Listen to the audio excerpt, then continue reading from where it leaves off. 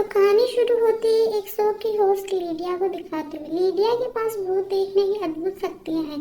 जो लोग दावा करते हैं कि उसके घर में भूत है, लीडिया उनके घर जाती है और पूरी सच्चाई का पता लगाती है। फिर यह सामग्री दर्शकों को दिखाई जाती है। शो की रिकॉर्डिंग के दौरान एक दिन उसने बीटलजूस को दर्शकों में बैठे देखा, जिससे वह काफी डर गई थी। बीटलजूस लंबे समय से उसे परेशान कर रहा था, उसे डरा रहा था, न जाने क्यों, लेकिन वह बीटलजूस से डर गई और खुद को नॉर्मल दिखाने के लिए उसने गोलियां खाना शुरू कर दिया। जब लीडिया के पास उसका मैनेजर आता है तो उसने उसको सारी बात बताई। उसके हाथ से उसने दवा ले ली और कूड़ेदान में फेंक देता है। उनमें से 2 गोलियों को छोड़कर, जिसके लिए लीडिया ने बहुत आग्रह किया था। इन सब के बाद जब लीडिया अपना फोन देखती है तो उसे अपनी सौतेली माँ से बहुत सारे कॉल और संदेश दिखे। वह तुरंत उनकी आर्ट गैलरी में जाती है, जहाँ उसे चौंकाने वाली खबर मिलती है। उसके पिता का विमान एक्सीडेंट हो गया था, इसलिए उन्होंने एक शार्क पकड़ी और जब उनके अंतिम संस्कार के लिए उन्हें नदी पर जाना पड़ा, जिसके लिए लीडिया भी अपना सिर हिलाती है। इसके बाद दृश्य कट जाने के बाद हमें फिर से बीटलजूस दिखाया गया, जो परलोक में एक विभाग में काम कर रहा है। परलोक का मतलब होता है मृत्यु के बाद की दुनिया। उसके साथ साथ कई अन्य अजीब जीव भी काम करते हैं। हम यहाँ एक प्राणी को देखते हैं जो ऑफिस में काम करता है, गलती से एक लड़के को वापस जीवित कर देता है और उसकी आत्मा को मुक्त कर देता है। इस आत्मा का नाम डेलोरियस था। उसके शरीर के अंदर चला गया, उसका शरीर टुकड़ों में फट गया, इसलिए वह अपने शरीर के सभी अंगों को इकट्ठा करती है और खुद स्टेपल करती है। अब वह जिन जिसने डेलोरियस की आत्मा को मुक्त किया स्वादिष्ट के उसके पास जाता है और बीटलजूस के बारे में पूछता है। जब जिन कुछ नहीं कहता, स्वादिष्ट उसकी आत्मा चूसता है, उसकी त्वचा नीचे फेंक देता है। यहाँ हम देखते हैं कि लीडिया और उसकी सौतेली माँ लीडिया की बेटी एस्ट्रिड के स्कूल में जाए ताकि वह उसे ले जा सके। अपने दादाजी के अंतिम संस्कार में स्कूल के सभी बच्चे एस्ट्रिड को परेशान करते हैं क्योंकि उसकी माँ एक भूत शिकारी थी। एस्ट्रिड को भी अजीब लगता है क्योंकि उसकी माँ खर्च करती थी, भूतों के साथ बहुत समय बिताया करती। जब एस्ट्रिड ने सुना उसके दादा की मृत्यु हो गई, वह अचंभित हो गई। लीडिया और एस्ट्रिड बात कर रहे थे अपने दादा की मृत्यु के बारे में और एस्ट्रिड को अपने पिता की मृत्यु याद आ गई, जिसके बारे में उसकी माँ ने उससे कभी बात नहीं की थी। अब दृश्य कट गया है और हम एक भूत जासूस को देखते हैं जो अनुष्ठान करता है और बीटलजूस को अपने पास बुलाता है। वह बीटलजूस को डेलोरियस की एक तस्वीर दिखाता है और उसके बारे में पूछता है। बीटलजूस काफी डर गया, वह रोया और जासूस से कहा कि उसका इससे ब्लड से कोई लेना देना नहीं है। मैंने उनसे तब शादी की जब हम जीवित थे और अब हम दोनों कब्रों में डकैती करते हैं, लेकिन फिर उसने मुझे धोखा दिया। वे एक आत्मा चूसने वाले पंथ का सदस्य था, पर मुझे जेल देना चाहता था और मुझे मार डालना चाहता था, लेकिन मरने से पहले मेरी जान बचाने के लिए मैंने उसे चाकू से टुकड़ों में काट दिया और अब वे बदला लेना चाहती है। जासूस उसे कहता है कि किसी ने डेलोरियस को पुनर्जीवित कर दिया है, किसी ने उसे वापस जीवित कर दिया है। वे तुम्हें ढूंढ रही है नदी के पास वाले घर में, जहाँ लीडिया, उसकी सौतेली माँ और उसकी बेटी जश्न मना रहे थे। उसके पिता का अंतिम संस्कार। उसके मैनेजर ने उसे प्रपोज किया सबके सामने। लीडिया हाँ नहीं कहना चाहती थी, लेकिन किसी तरह उसने हाँ कह दिया। उसकी बेटी परेशान हो गई और साइकिल लेकर वहाँ से निकल गई। रास्ते में जब वह साइकिल टूट गई और उसने एक पेड़ से टकरा गई। पेड़ के ऊपर एक घर था, वहाँ एक लड़का था। वे बात करने लगे और एस्ट्रिड लड़के से कहती है कि वे लीडिया की बेटी, क्योंकि लीडिया एक बहुत प्रसिद्ध महिला थी उस समय अमेरिका में। एस्ट्रिड को उस लड़के से एक जुड़ाव सा महसूस होने लगा और उसे पसंद किया। बाद में वे उसे अपने कमरे में ले जाता है, जहाँ उन्होंने एक कस्बे का मॉडल बनाया। वहाँ एक पर्चा था शहर के मॉडल के साथ, जिस पर लिखा था कि 3 महीने के बाद बीटलजूस नाम लेने के बाद वहाँ आता है। इससे पहले कि वे बीटलजूस को कॉल कर पाती, लीडिया समय पर आती है और उसे बचाता है, लेकिन लीडिया के मैनेजर ने हंगामा खड़ा कर दिया और पैम्फलेट को 3 बार देखने के बाद बीटलजूस को चेतावनी दी गई और अचानक वे बीटलजूस में जाता है। बीटलजूस बहुत क्रोधित था। लीडिया किसी तरह अपने आप पर काबू पाने में कायम रही, लेकिन उसके मैनेजर की हालत काफी खराब थी डर के कारण। फिर लीडिया अपना गुस्सा दिखाती है और किसी तरह उन्हें वापस लाता है। खैर, अब ये दिखाया गया है कि लीडिया की शादी होने वाली है।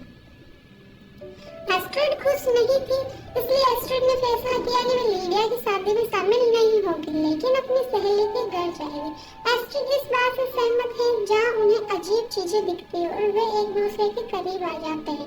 जब वे चुंबन कर रहे थे, एस्ट्रिड को लगा कि वे हवा में उड़ रहे थे और फिर शायद इस लड़के ने एस्ट्रिड से कहा कि वह वास्तव में एक भूत है। बहुत साल पहले वह उसी पेड़ के नीचे मर गया जहाँ उनकी पहली बार एस्ट्रिड से मुलाकात हुई। वह एस्ट्रिड के करीब आया क्योंकि उसे एस्ट्रिड की मदद की जरूरत है। जीवन में वापस आना एस्ट्रिड हमेशा उसके साथ रह सकती थी। एस्ट्रिड को वापस जीवन में लाने के लिए उसे परलोक जाना है।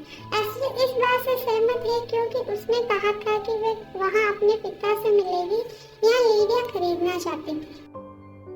एस्ट्रिड के दोस्त का घर जब वे इस बारे में बात करती थी, एस्ट्रिड एजेंट का कहना है कि वे घर बेचा नहीं जा सकता क्योंकि वे घर बहुत प्रसिद्ध है, एक हत्यागर के रूप में।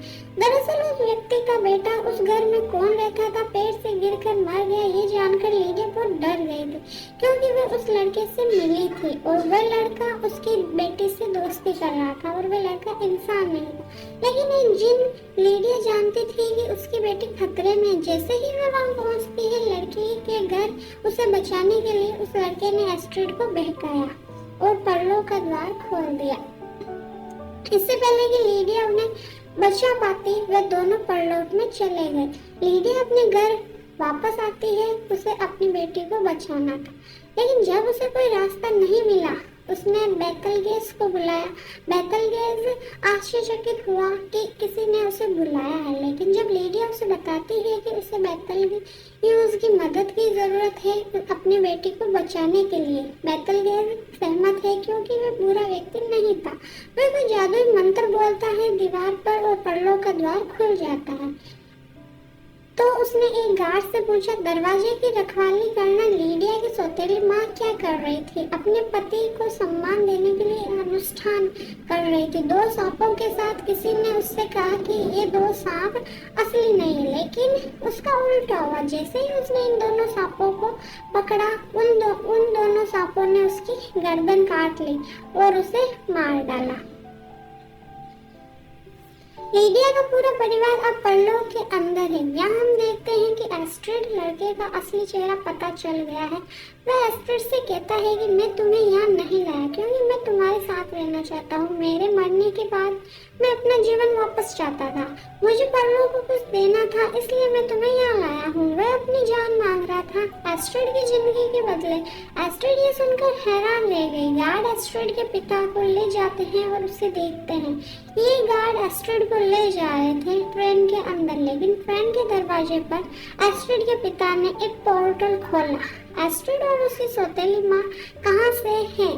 सनी के चंद्रमा तक पहुँचना, बहुत सारे अजीब जीव, उनका पीछा करना एक समस्या हल हो गई और दूसरा उनके सामने आता है, अब उन्हें भागना होगा।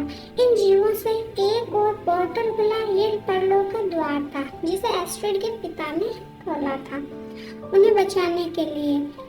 यहाँ हम देखते हैं कि डेलोरियस अपना पसंदीदा काम कर रहा था, यानी लोगों की आत्मा चूसना। वे तलाश कर रहा था बीटलजेस को बदला लेना था, इसलिए वे यहाँ आता है। बीटलजूस विभाग जहाँ उसे कोई नहीं मिला। डेलोरियस को ये पता चलता है कि एक भूत जिसकी आत्मा बेकार है और उसे वहीं छोड़ देता है। उसे बचाने के बाद और उससे मिलना है। एस्ट्रिड के पिता एस्ट्रिड और लीडिया को ले जाते हैं और बहुत खुश थे। वे अपनी जीत का जश्न मना रहे थे जब उन्होंने देखा कि लड़का एस्ट्रिड को यहाँ कौन लाया है, उसके पासपोर्ट पर मुहर लगा रहा है। जो लड़का यहाँ एस्ट्रिड को लाया था अपने पासपोर्ट पर मुहर लगा रहा था। एस्ट्रिड को बचाओ, लेकिन कहानी में मोड़ पता चलता है कि ये बीटलजूस था। लड़के के पासपोर्ट पर मुहर किसने लगाई और उसको नर्क में भेज दिया धोखे से, और उस लड़के को नर्क के अंदर भेज दिया उसने। एस्ट्रिड उन्हें भेजना चाहती थी वास्तविक दुनिया में वापस। जब परलोक में बीटलजूस ने लीडिया की माँ से मुलाकात की तो अभी भी विश्वास नहीं कर सकते और बीटलजूस ने लीडिया से मुलाकात की थी। बीटलजूस मदद मांगता है और बीटलजूस इस चीज के लिए सहमत था और उसे वास्तविक दुनिया में ले जाता है जहाँ लीडिया और उनके मैनेजर हम शादी कर रहे हैं। बीटलजूस ने शादी रोक दी। शादी से उसे क्यों परेशानी थी? दरअसल उसे एक समस्या थी लीडिया की शादी के साथ, क्योंकि वह उसकी मदद करना चाहता था इस शर्त पर कि लीडिया उससे शादी कर ले। इसे सबको बताने से पहले वह सीरम का इंजेक्शन लगाता है। उसे लीडिया में कोई दिलचस्पी नहीं थी कि वह भूत देख सकता है। उसे केवल लीडिया का पैसा पसंद है और इसलिए वह उससे शादी कर रहा था। ये जानने के बाद हर कोई हैरान हो जाता है। लीडिया का भी मूड खराब हो जाता है। ये देखकर बीटलजूस अपना हाथ घुमाती है और एक मुक्का मार देती है और लीडिया ने मैनेजर को भी मार दिया। चर्च के बाहर गिर जाता है। ये है असली उद्देश्य शादी का, जिसके लिए बीटलजूस सभी मेहमानों को फंसाता है उसके फोन में और फिर लाल गाउन पहनता है। लीडिया भी बहुत डरी हुई थी। वह एक भूत से शादी कैसे कर सकती है? कोई भी कुछ नहीं कर पाया। फिर उसके बाद एस्ट्रिड चुपके से एक किताब को खोलती है जो उसे जिन के घर से मिला था। फिर इसके समाधान, जिसमें इन सब चीजों के समाधान मिलते हैं उसको। सभी समस्याओं को हल करने के लिए एस्ट्रिड ने एक बचाव का रास्ता बनाने का फैसला किया और यही वह समय है जब स्वादिष्ट प्रवेश होती है। बीटलजूस की पूर्व पत्नी कौन है और उसका सबसे बड़ा दुश्मन स्वादिष्ट से पहले बीटलजूस को नुकसान पहुंचाता है। एस्ट्रिड ने एक पोर्टल खोला जिसके माध्यम से एक विशाल राक्षस बाहर आता है। बीटलजूस खुद को छुपाता है लेकिन ये राक्षस सबको खा जाता है। ये राक्षस खाता है लीडिया के मैनेजर को और हॉल बंद होता है। लेडोरियस की मृत्यु के बाद बीटलजूस काफी चिंतित नहीं है और शादी को जारी रखने का फैसला करता है। अब हर कोई डरा हुआ था लेकिन एस्ट्रिड अपने दिमाग का इस्तेमाल करती है।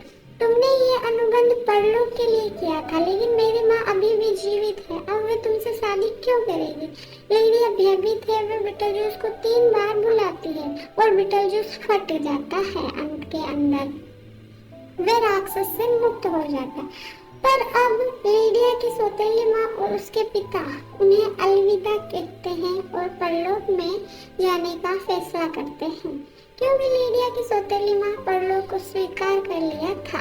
पोस्ट क्रेडिट दृश्यों में हम देखते हैं कि लीडिया मेजबानी कर रही है उनके शो का आखिरी एपिसोड और उन्होंने रिटायर होने का फैसला कर लिया क्योंकि वो अपना जीवन व्यतीत करना चाहती है एस्ट्रिड के साथ। अब वे दोनों चले जाते हैं ट्रांसवेलिया, जहाँ एस्ट्रिड देखती है कि ड्रैकुला सूट में एक लड़की बहुत सुंदर थी।